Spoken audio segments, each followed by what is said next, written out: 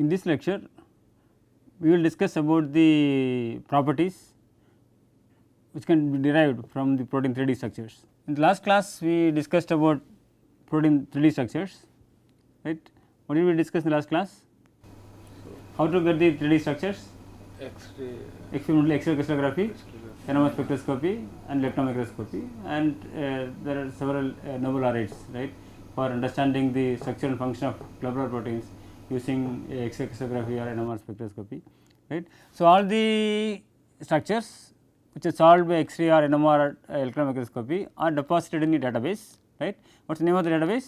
That is a protein data bank, right. Protein data bank is maintained, right, with a research collaboratory in structural bioinformatics, right. So, there are several mirror sites in Japan, in US and in Europe, right. So, that you can get the access from different parts of the world. So, what are the major contents of protein data bank? there will be header information. Right, they have the header with the name and the source, right, and the how the resolution and the secondary structures, publications, and you can have the data on the coordinates, right. So, what are the information you can obtain from the coordinates? So, Atom name, atom number, residual name, residual number, chain information, and the coordinates, XYZ coordinates, B factor, occupancy, right. We will all the information for all the atoms, right, in a protein. Then we discussed about the visualization tools. There are several tools, right, which are commonly available to view the structures, and you can also manipulate the structures in different directions, and you can calculate the bond length, bond angles, torsion angles, mutations and so on. So, then we discussed in detail about pi mole. So, pi mole has several applications. What are the potential applications of pi mole? So, it calculate the distance. You can get the different measurements, and you can view the structures, and you can make high quality figures, right, and you can do the mutation analysis. We can do the interactions, whether hydrophobic or electrostatic or different interactions, right. So, there are wide applications, right. So, if you go through the pi mole, right, you check the tutorials and you will get several options you can utilize pi mole effectively. So, we take the protein structures, mainly they are classified into 4 different classes depending upon the secondary structures present in protein structures, right. So, if you what is the secondary structures? The major secondary structures are alpha helices and beta strands, right. How these secondary structures are distributed in 3D structures. Based on that, we classify the proteins into 4 different groups. The major one, that is all alpha proteins, right. All alpha protein contains mainly alpha helices. You can see the dominated by alpha helices, right. So, more than 40% alpha helices and less beta strands, right. You can see an example, right. Here you can see several alpha helices. This is the structure for myoglobin, right. This structure for the myoglobin, right. It contains 8 alpha helices, but there are no beta strand here. So, you can see the structures. But all alpha proteins are getting popular because the first solved structure of globular proteins, right, which contains alpha helices, right. So, in this case it is popular, and if you see the membrane proteins, here also you can see that first solved membrane protein structures, right. That is photosynthetic reaction center, right, which also contains several alpha helices, right. So, alpha helices you can see the all alpha proteins are predominant, right. If you look at the all protein structures, you can see several structures they belong to all alpha class. Then the second class, likewise all alpha, some proteins they have more number of beta strands. Predominantly you can see the occurrence of beta strands, and these type of proteins are called all beta proteins. You can see the dominance of beta strands, right, you can see in the structures, right. So, you can see lot of beta strands, for example, more than 40% of beta strands, right, and less alpha helices, right. Okay, this is an example. Okay, there is a concatenation A. So, it contains several beta strands in this protein. So, one contains mainly alpha helices and the second class contains only beta strands. Now, the next possibility is the proteins contain both helices and strands. Based on the location of these helices and strands, they are classified in 2 groups. One is alpha plus beta and another is alpha by beta, depending upon the location of this beta strand, alpha helices and beta strands, whether they are segregated separately or they are mixing with each other. So, one class is alpha plus beta proteins, right. In this case, helices and strands tend to segregate. You can see the presence of more than 15% alpha helices, right, and more than 10% beta strands, and the helices and strands, here you can see the helices and you can see strands, right, they are segregate from each other. This is one example for lysozyme, example for the alpha plus beta proteins. So, the fourth type of proteins, right, they are alpha by beta proteins, right. Here also you can see the helices and strands, but they mix each other. You can see the more than 15% helices and more than 10% beta strands, right. So, this is the numbers for understanding, it is not hard and fast rules to have this specific numbers, right. So, these helices and strands, right, which are mixed with each other, right. For example, this one team, right, it contains 8 alpha helices and 8 beta strands. So, you can see alpha helices and beta strands, alpha helices, beta strands and so on, right. You can see the structures in the timbaral proteins. So, now how can we get the information whether a protein belongs to all alpha proteins or all beta or alpha plus beta or alpha beta. So, to understand these characteristic features, right, there are several databases. The major one is the SCOP. So, to classify the proteins based on different structural classes, not only the just structural classes, then also have several sub classifications based on the how they fold, which family they belong to, what are super families, right, all the information they give. So, SCOP gives a comprehensive description of the structural and evolutionary relationship of the proteins of known structures. They started from the structures available in protein data bank and they classify the proteins, right, based on the information available in the structural data. So, they have the hierarchical levels. So, go with the family and then super family. For example, take a protein, right, first the small one they belong to some family, then different families they come close together and they have a super family, then different super families they belong to same fold.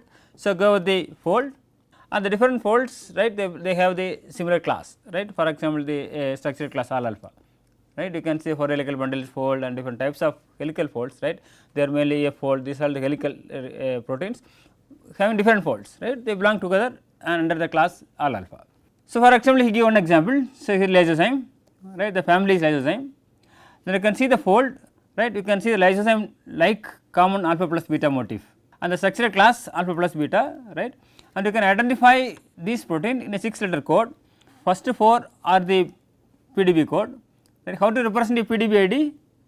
First one is the numeric, right, first numeric and then 3 letters can be that contain numeric or this is the any alphabets, right. For example, 1 L Z T M. So, you can this is always numeric and here these 3 either this is alphabets or it is numeric, right. So, these are the first 4 letters and if you have any chain information, for example, a protein contains different chains, right. For example, hemoglobin, how many chains in hemoglobin? 4 chains, right, 2 alpha and 2 beta. In this case 4 chains. For example, if I say A B C D, then you can see the chain information here. If it is A chain it is A, B chain it is B and so on. And the 6th one you can see there are several domains. For example, if you have a large protein, it contains several domains, right, which are stable, right. If you know the domain information, then you can put the number 1, 2, 3, right, they have the domain information. This is how they represent the structure of any protein. So, this is the web server, right, the database of the SCOP. You can search the database, right, with any PDB ID, right, or the names. So, here you can the root is a SCOP, the protein belongs to alpha plus beta and you can see the fold is lysozyme like, right, and you have the super family and the protein name is lysozyme and the species Homo sapiens, it belongs to the human. Then they give the other entries which are relevant to the particular protein. For example, in this case it is lysozyme. So, what are other proteins, right, which is similar to lysozyme, you can give the details about the similar entries. So, here is a web server, the SCOP web server. So, here if you access this site, you can access this database and you can see the structure class information for several proteins. Similarly, there is another one server, right, this is also called kind of the database, right, they are called CATH, CATH. Here also they try to classify the structures based on the class similar to SCOP and the architecture and the topology and the superfamily. They use this word CATH which represent class, A for architecture, T for topology and H for homologous superfamily. So, what is C, what is A, what is T and what is H? If you see that class is the simplest level, 4 different classes just we discussed. What are the 4 different classes? alpha, all alpha, all beta, alpha plus beta and alpha by beta, right. You can see the 4 different, this is the simplest way, right. And then go with the architecture. This summarizes the orientation of the structural units, like this is a barrels or sandwich and so on. Then the topology level, here you can see the sequential connectivity, how the members of this architecture, right, how they are connected. Sometimes you have the same architecture, but you have the different topologies, right, depending upon the alpha glycine beta strands, how they are connected with each other. Then the last one is the homologous superfamilies, that is H, or have similar structure and function. So, based on the connectivity and the proteins which have similar structure function or the orientation of secondary structure, right, they classify in different groups, right. So, this what they called as cath, C for class, A for architecture, T for topology and H for homologous superfamilies. Okay, this is the database, the cath database. Okay, you can here for the same human lysozyme. So, is the class is mainly alpha here, and the architecture they put the number 1.10, this orthogonal bundle and the lysozyme, right, and the superfamilies belongs to hydrolase. The case of scope, right, what is the classification for the class, right, lysozyme they put alpha plus beta, but here they put all alpha, right. Most of the cases you can see the similar classifications, and some cases you can see the differences, right. I will explain why there is some difference, right, for the same protein in different databases. If you look at the several structures, almost all the structures in the protein data bank, and if you classify based on scope or the cath, most of the cases you can have the similar classification, right, that is not much different. In some cases it is possible to the different assignments in scope and cath, especially for the case of this alpha plus beta or alpha beta proteins, right. How this happens, right, how do you classify the all alpha? Mostly alpha helices. How do you classify alpha plus beta? It has both alpha helix and beta strands, right, depending upon this cutoff values, right. For example, if you take 10% or 15%, right, then you can say either they belong to all alpha or belong to another mixed class alpha plus beta or alpha beta, right. If the helical content is high, then you can see this can be all alpha proteins. Sometimes the helical content is high, but also it contains beta strands. In this case we have the conflict. If we consider the high helical content, right, in this case you can see this can be classified as all alpha. So, in this case human lysozyme, if you look into the contents, alpha helical structure is 31% and beta strand is 8%. So, it is high content of alpha, that more than 30%. So, classified as all alpha protein, right, in cath. Due to the presence of helices and strands, more than 5% strand and more than 30% helix, right, it is classified as alpha plus beta in the case of scope. This happens only for few structures. So, in this case you need to check these databases, see whether there is consistency or not. Then based on your requirements you can classify this as all alpha or alpha plus beta. Then if you have the structures, right, you can get the structures from protein data bank, right, then you can derive several parameters. We can like from sequence we derived various factors. What are the various properties we derived from sequence? Amino acid, occurrence, composition, molecular weight, average property values, and then hydrophobicity profile, and you can do the dipeptide composition, and you can do the alignment, multiple sequence alignment, conservation, right, several features you can do it. Likewise, if we have the 3D structures, we can do better, because 3D structures contain more information than amino acid sequences. So, we can derive various parameters, right, and the important aspect is whatever the parameter we derive from the structures, they have some implications, they have some applications to understand the structure or function or anything related to the diseases. I will explain some of the features. For example, contact maps, right, this is the simplest one we can construct from protein 3D structures, and accessible surface area, contact order, right, depending upon the how the two residues are contact in protein structures, and long range order, that depending upon the contacts which are close in space, but they are far in the sequence level, and some cases some residues have more number of contacts, some case less number of contacts, right, some case more number of contacts.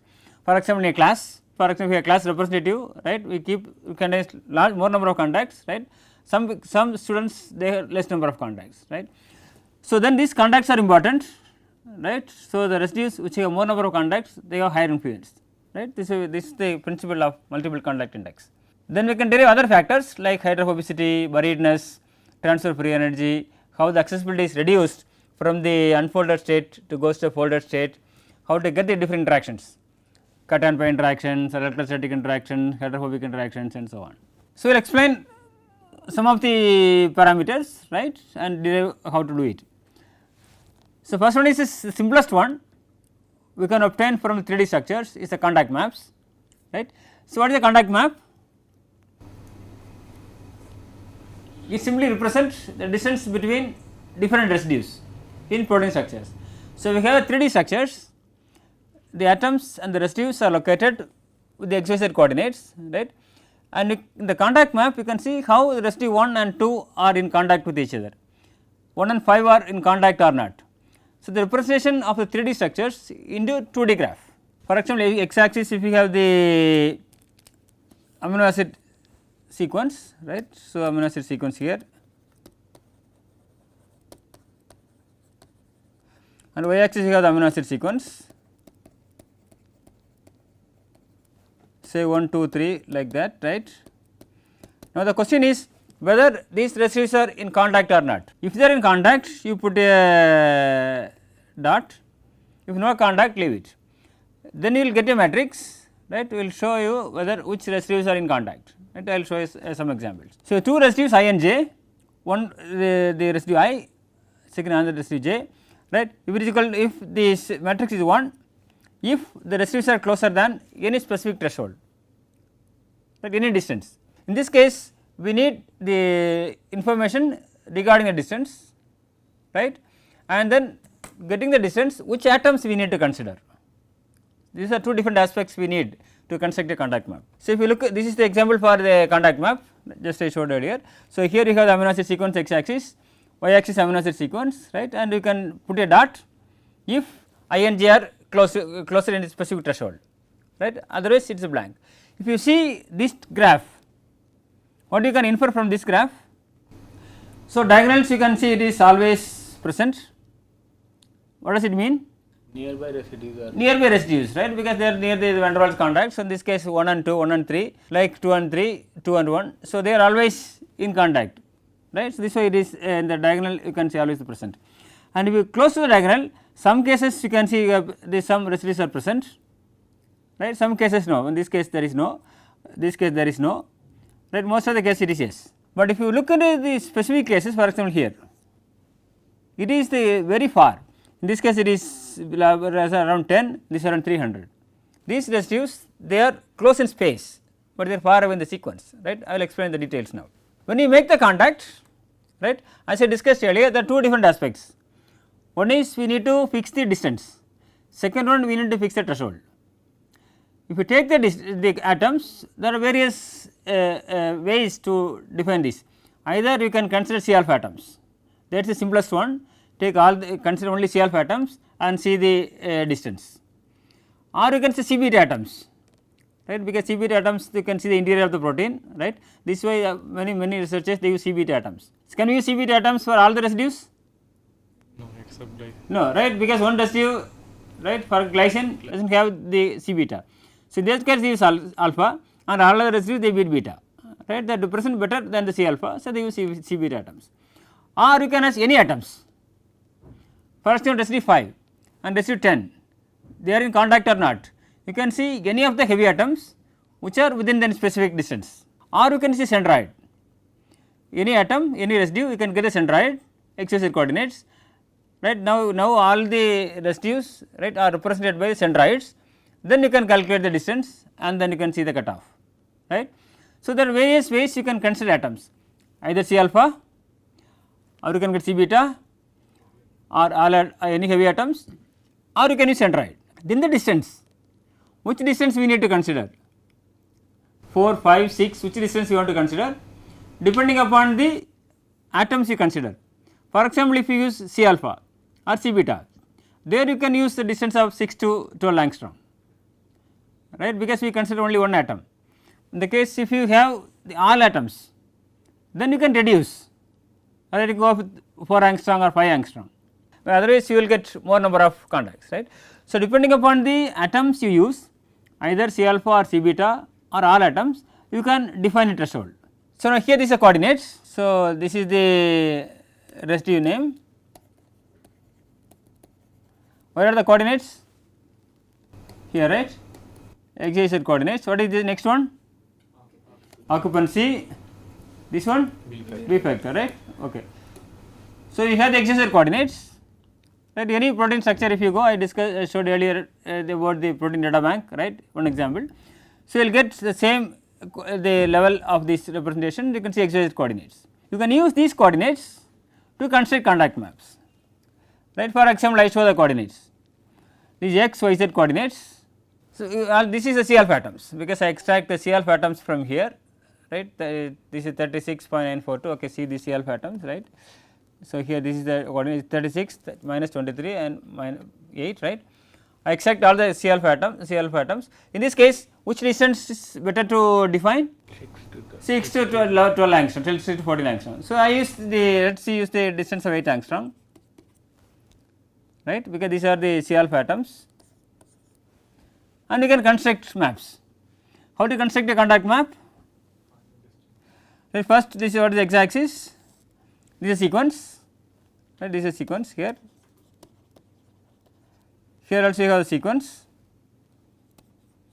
So now you have the residues, right, you can see this is the 1 is methionine, 2 is asparagine, 3 is isoleucine, right, we have the residues, or I can put the numbers, okay, 1, 2, 3, 4, 5, 6, 7, 8, 9, 10. So 1, 2, 3, 4, 5, 6, 7, 8, 9, 10. So take 1 and 2 are in contact, yes, right, 1 and 3, yes, 1 and 4, about 1 and 5, 1 and 4 not in contact. 1 and 5, Not in contact. 1 and 5 also no, Uh, here 3, 9, 36 plus 9 equal to 45, 16, 9, okay, maybe in contact, okay, let us see, 4, about 1 and 6, 1 and 6, 9. Not in. In contact. in contact, 1 and 7, no, No. 1 and 8, 1 No. and 8, no. 1 and 9, No. no, 1 and 10, no, okay, 12 and 20 is already 7, right. No, okay, then the 2 and 3, Yes. yes, 2 and 4, 7. Yes. 2 and 5, 4. yeah, 2 and 5, yes, Yes. 2 and 6, Yes. yes, 2 and 7, 2 and 7, no, right, No. 2 and 8, No. 2 and 9, No, sir. no, 2 and 10, no, 34 to 43, so this no. Then go to 3 and 4, yes, Yes. 3 and 5, yes, 3 and 6, yes, 3 and 7, yes, 3 and 8, No. oh, no, 3 and 9, no, 3 and 10, no. Then 4 and 5, Yes. yes, 4 and 6, x, 4 and 7, Yes.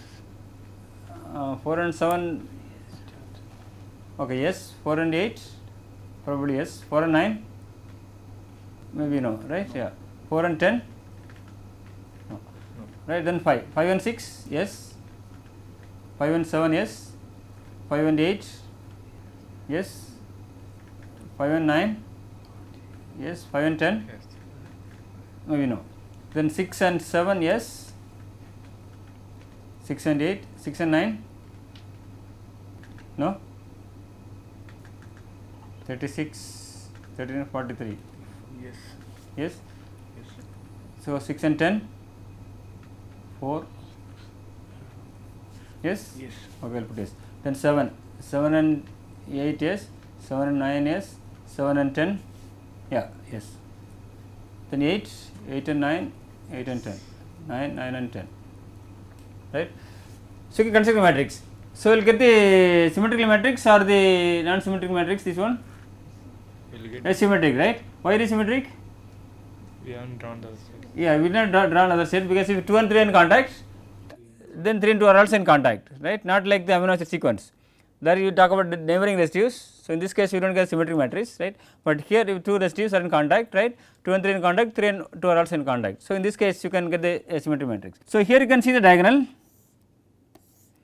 From this one you can easily say that the residues are influenced with the short range contacts, because the residues which are very close. Then some residues, right, you can see even near the diagonal 2-3 residues which are far away, they are also contributing, right, or they are also interacting in protein structures, right. And here we consider only 10 residues, this is why we will show, we could see the long range contacts, but in this figure, right, you can see the long range contact for this. So, depending upon these contacts, right, based on the space and how they are located in the sequence, we can classify into different types of interactions, right, different types of contacts, whether these contacts are short range, that means short in terms of sequence, right, because we fix a space, because when you construct the map, the space is fixed, any distance 6 angstrom or 7 angstrom or 8 angstrom we fixed. Now, the difference is only at the sequence level. So, the sequence level we see whether they are very close in sequence, right, and how far they are apart in the sequence. First, if we see this one, right, the T is the central one and the radius is 8 angstrom, we construct a sphere and there are several residues. Now, these residues are located in the sequence which I give below, right. You can see this the T is central, we can see the 3 here and how they are distributed along the sequence. Based on the distribution of the residues along the sequence, we can classify into different types. One, we can see short range contacts, that we want to see the residues which are close to the central residue, either +2, +1 or +2. Almost all residues they have a short range contacts, right. So, if we take any residue, how many short range contacts each residue will have? 3, 4. 4 residues, right. For example, take 5, for example, residue number 5. So, if we residue number 5, then you can see 4, 3, 6, 7. So, 4 contacts. Then you can see whether any residue, the residues they have contact with at least ±3 or ±4 residues. In this case, you can see some medium range contacts. We use 3 or 4 because we need to represent the type of alpha helices, right. What how the alpha helices are formed, what is the range? I and I plus 4, right. In this case, you can see it will come within this range. And you can see long range contacts if it is more than 4, but this limit is so far because you can see they are very large. So, you can see even 4 we can divide into small bins, 4 to 10, 11 to 20 and so on, and then see which range you can see the contacts in different types of structural classes. So, here I show a figure, this is the contact of T152 of lysozyme, there is a real contacts. If you look into the PDB structure and take the 319 and if you get the residues which are within the limit of 8 angstrom, you can get this figure. If you see this one, we can define the short, medium and long range contacts. Some residues, for example, F153 and 151, they are just neighboring residues. These residues form short range contacts, and some cases, for example, 156 and 155, they are 3 to 4 residues far apart. So, they make medium range contacts, and some residues which are far away in the sequence, but they are close in space. For example, 152 and A98, right. What is the distance in the sequence level? 54 residues, right. So, they are far away in the sequence. So, these residues contribute long range contacts, right. So, if you take a structures, then you can see the contacts based on the short range, medium range and long range. You can also interpret in terms of alpha helices and beta strands. The alpha helices you can see dominated mainly by the medium range interactions, and the beta strands which are dominated by long range interactions. Why? Because of the hydrogen bonding patterns, right, in alpha helices and the beta strands, right. So, now if you see this one, diagonal ones, they are mainly, these are the short range contacts, and you can see the residues very close by the diagonal, these are medium range, and here you can see they are long range. And if you see the local secondary structures, for example, we see these are the beta strands, right, you can see the beta strands here because there are many long range contacts, and several cases these are mainly alpha helices. And if you see the distribution of secondary structures, and the contacts, easily you can say that which region belongs to helices, which region belongs to beta strands based on these patterns. The long range contacts similarly they are far away from the diagonal. So, now I show the data for the 4 structural classes. We discussed 4 structural classes, right. What are the 4 structural classes we discussed? All alpha, all beta, alpha plus beta and alpha beta. So, if you see the all alpha class is dominated with helices, right. Helices are well dominated with medium range interactions, right. So, in this case if you see we have different residue intervals, so medium range 3 to 4 and then we can see 1 or 2 residues apart 5 or 6. So, you can see more than 25% of these helices you can see mainly at this level 4 to 10 interval, and you can see it is very less for the different cases, it is going down, right. There are the contacts from the long range is very less in the in case of all alpha proteins. But if you look into the all beta proteins, right, this is the all beta proteins, right. Okay, these are all beta proteins. So, here all beta proteins you can see the range is 11 to 20 because mainly these antipolar beta strands, okay, they have the head binding pattern with respect to more than 10 residues. So, you can see 11 to 20 residues, that is the dominance in case of all beta proteins.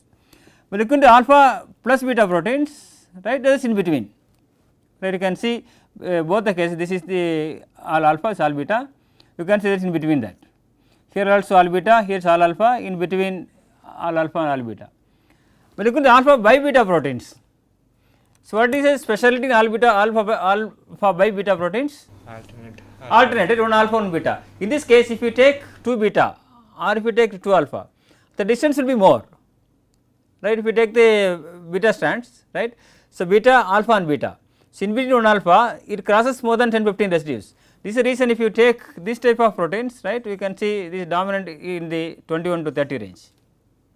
Okay, several timbaral proteins, right, in this if you see the head and binding pattern they are between 21 to 30, this way it is dominant in 21 to 30 range. So, that makes sense, and if you see the structures you can relate the secondary structures, structure class as well as the number of contacts in protein structures. This is another I show example, this is all alpha, this is all beta, right. If you look at these figures and based on the number of contacts, mainly the long range contacts, right.